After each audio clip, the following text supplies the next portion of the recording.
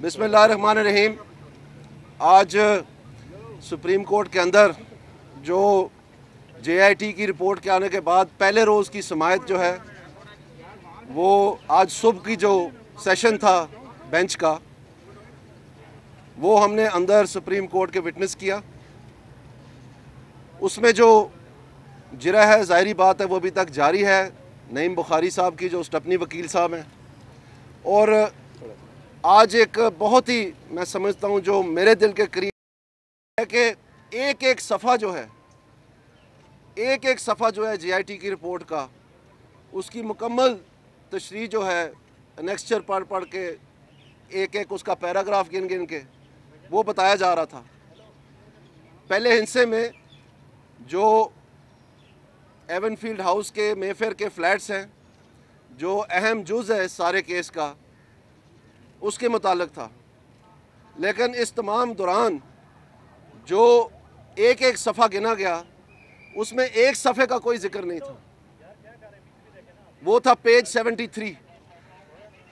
जैसे कि आपको मालूम है पेज 73 वो सफ़ा है जिसमें फ्लैट्स के बारे में कंक्लूसिव फाइंडिंग दी गई है। और जैसे कि आपको मालूम है उस कंक्लूसिव फाइंडिंग के हवाले से जो पेज 73 पे लिखा है वो ये है कि प्राइम मिनिस्टर नवाज शरीफ साहब रिस्पोंडेंट नंबर 1 मोस्ट लाइकली ये लफ्ज़ है वहाँ पर कि मोस्ट लाइकली यही मालिक थे। और उसकी बुनियाद क्या है वो सब पैराग्राफ ई में है उनसे पहले सफ़ों में, वो भी नहीं पढ़ के सुनाया, जिसमें ये लिखा है कि मोस्ट लाइकली इसलिए है कि जो प्राइम मिनिस्टर साहब है वो जब भी वहाँ जाते हैं तो वो वहाँ पर ठहरते हैं। और सिर्फ ये नहीं कि ये डेफिनेटिव स्टेटमेंट है कि ये हतमी राय है, सिर्फ ये कि जिन लोगों को भी इंटरव्यू किया गया किसी ने स्टेट नहीं किया कि कोई और वहाँ पर ठहरा।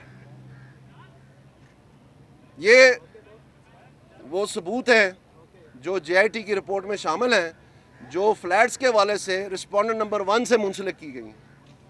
इसके अलावा तमाम रिपोर्ट आप छानबीन के देख लें, उसकी सारी डिटेल देख लें, किसी किस्म का कोई उसमें जो है राब्ता या ताल्लुक़ जो है नहीं कायम किया गया।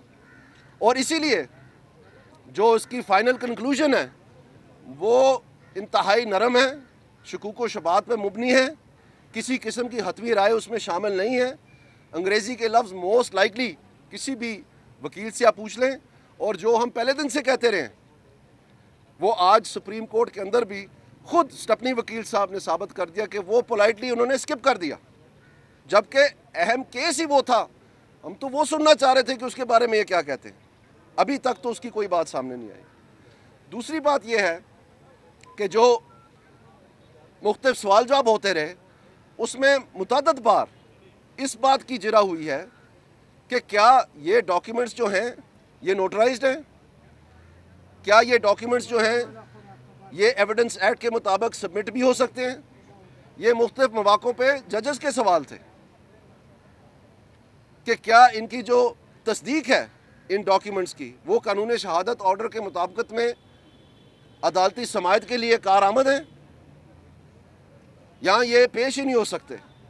तो इसमें जैसे कि आपको मालूम है पहले दिन से ये अखबार के तराशे कहला रहे थे, ये पकौड़ों का कागज़ कहला रहे थे।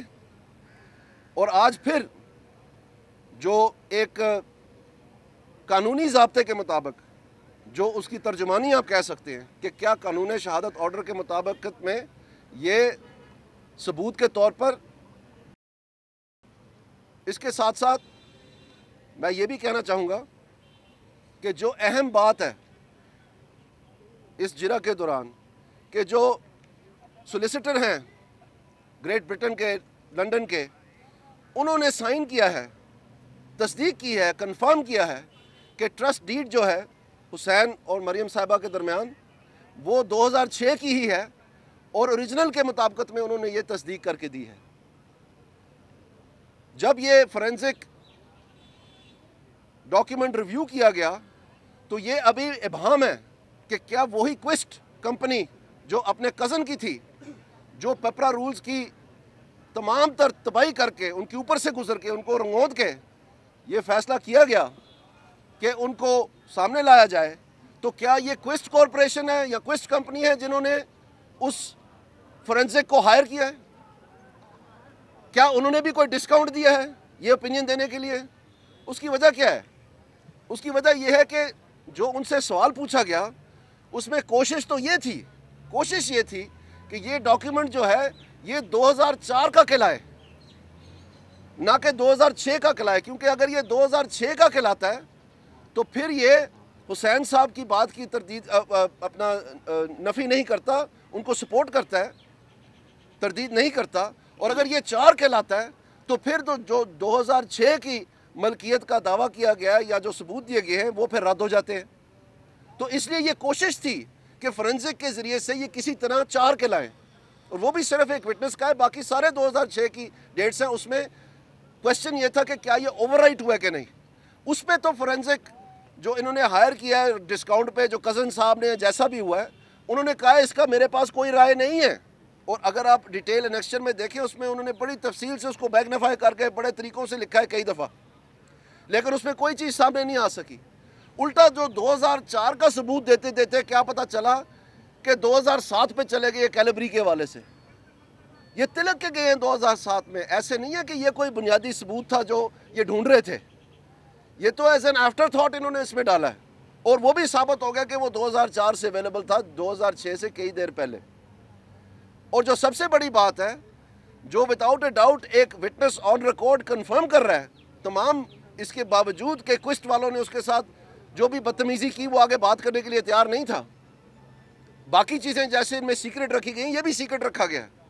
ہم کہتے ہیں کہ وہ ٹیلی فون ریکارڈنگ سامنے لائیں جو آپ نے ان سے پوچھا ہے، اگر وہ آپ نے بات نہیں کرنا چاہتے آپ سے تو وہ حق بجانب ہے، کیا ضرورت ہے ان کو آپ کے ساتھ بات کرنے کی، جب آپ کی خود جو آپ ہائر کیے گئے ہیں وہی سارا کا سارا غلط ہے، اور ایک رشتہ داری کی بنیاد پر جو کہ آپ پی ٹی آئی کے سپورٹر ہیں اور وہاں پر ان کی فنڈ ریزنگ کرتے رہیں، ان کے لیے آپ جو ہے نا کیمپین کرتے رہیں، یہ آپ کی ہسٹری ہے وہاں پر، جیسے کہ جے آئی ٹی کے ممبران کی تھی، اور اب آپ آ کے کہتے ہیں کہ جناب تو 2004 پروو نہیں ہو سکا، 6 جو ہے وہ بالکل صحیح ہے کیونکہ فریمن صاحب نے کنفرم کیا، اب آپ 7 پہ چلے گئے ہیں بہانے بنا کے، اس کی بات بھی جو ہم سننا چاہتے تھے۔ تو یہ کیسے فریمن کی جو ہے نا جو کنفرم انہوں نے کیا یہ کیسے رد ہوگی؟ اور سب سے بڑی بات یہ کہ جو ڈاکیومنٹ انہوں نے کنفرم کروایا ہے ایف آئی اے بی وی آئی سے، وہ ڈاکیومنٹ تو کسی اور مقصد کے لیے بنایا گیا تھا 2012 میں جون میں۔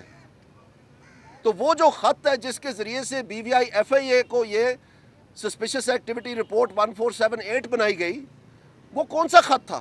کیونکہ ایف آئی اے بی وی آئی کا قانون یہ بتاتا ہے کہ انٹرنیشنل ٹرانزیکشن پہ جو کہ یہ ہے، جب تک سے کسی ملک سے، کسی سوورن سے جس کا مجاز ادارہ یہ نہ میوچل لیگل اسسٹنس کے لیے رکھے تو سسپیشس ایکٹیویٹی رپورٹ کریٹ ہی نہیں ہو سکتی۔ تو ہم یہ سوال پوچھتے ہیں جو پہلے دن ہم پوچھ رہے تھے کہ کون سا ملک ہے جس نے یہ میوچل لیگل اسسٹنس کے لیے جون 2012 میں لکھا؟ وہ کون سا ملک ہے؟ انڈیا ہے؟ وہ رشیا ہے؟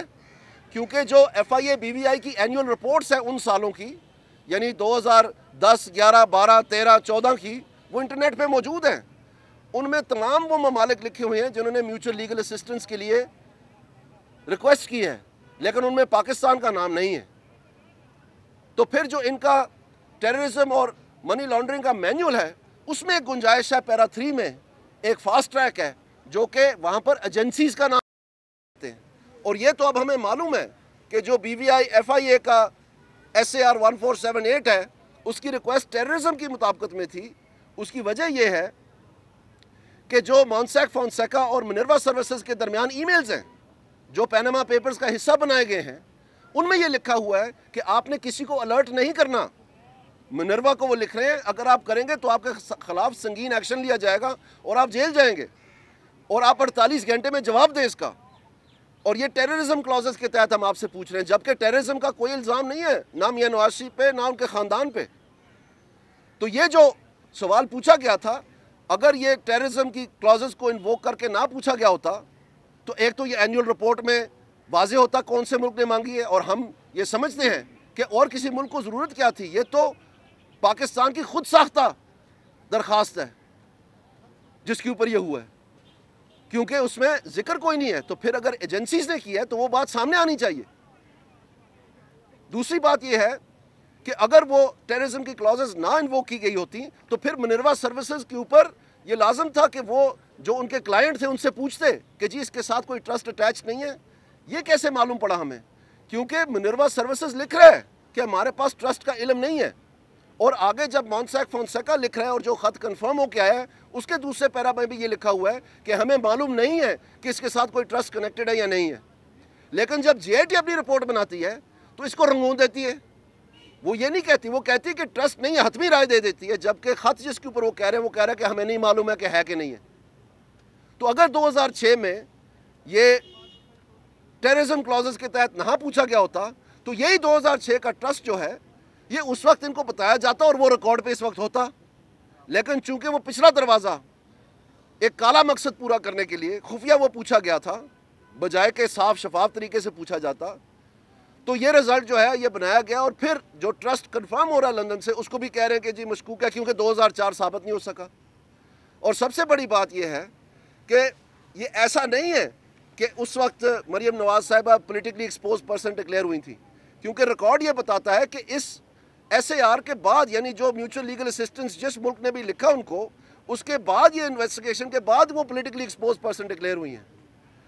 لہٰذا یہ کسی نے شرارت کی ہے یا کسی کے اور کوئی مقصد تھے 2012 میں جس وقت طاہر القادری 1 یہاں پر آ رہا تھا. اور طاہر القادری 1 کیا کہہ رہا تھا؟ طاہر القادری کہہ رہا تھا کہ سیاست نہیں ریاست بچاؤ، جیسے کہ جمہوریت جو ہے وہ ریاست کے خلاف ہے. اس جملے کا مطلب کیا ہے؟ اس وقت کون گربان پکڑ رہا تھا ریاست کا؟ اس وقت تو زرداری کی حکومت تھی. کون سا اس وقت تو پرائم منسٹر جو ہیں وہ اتار دیے گئے تھے، راجہ پرویز اشرف صاحب بن گئے ہوئے تھے. تو ریاست کے گربان کو کون ہاتھ ڈال رہا تھا؟ سیاست کیسے ٹانگیں کمپا رہی تھی ریاست کی؟ اور ریاست جو ہے آئین کے مطابق وہ سیاست سے الگ تو نہیں ہے، بلکہ اگر آئین کی کوئی جز ہے اہم تو وہ ہے ہی سیاست، کیونکہ جمہوری انداز میں پارلیمنٹ ہے جو آئین کو چلاتی ہے. تو یہ جو ٹکراؤ ہے اس جملے میں، جس کے بلبوتے پہ طاہر القادری صاحب یہ کہہ رہے تھے کہ آپ الیکشن ملتوی کریں اور احتساب کریں، کیا یہ پیچھے پس پردہ یہ جو ڈاکیومنٹس ہیں یہ اس کام کے لیے تو نہیں تیار کیے جا رہے تھے جو ہو ہی نہیں پایا؟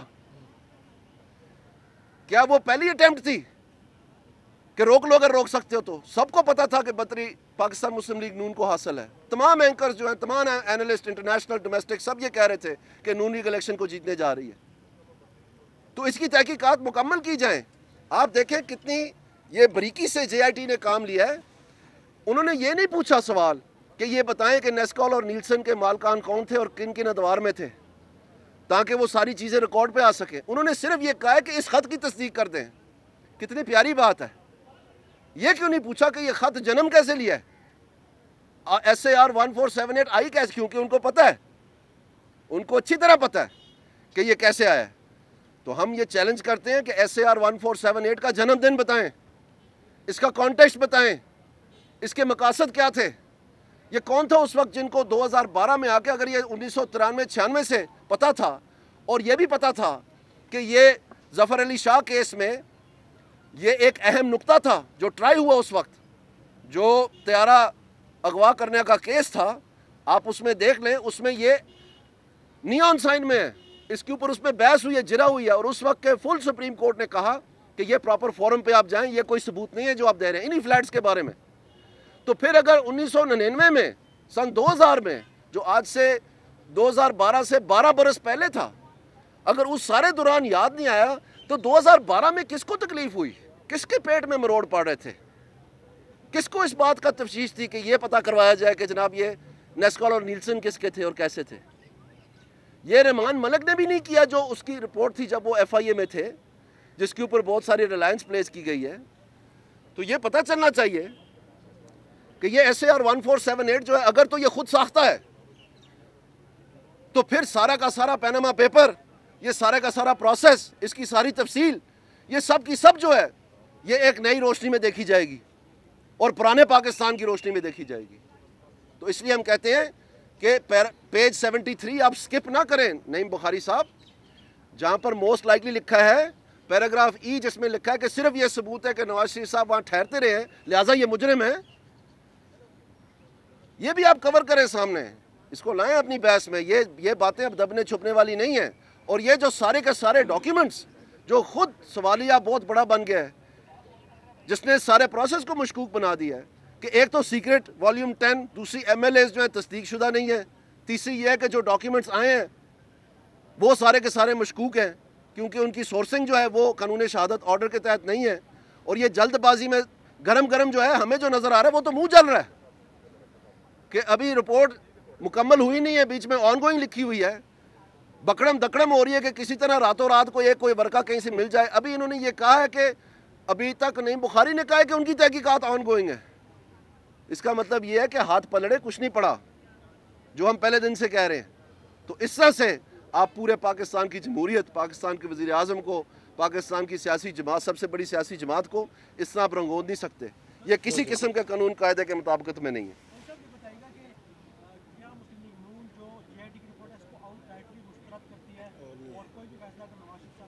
یہ جی ابھی قبل از وقت میں نہیں بات کرنا چاہتا، ہمارے وکیل اس پہ جرا کریں گے، ساری ڈیٹیل آپ کے سامنے ہوگی. ابھی تک یہ ہوا ہے. السلام علیکم.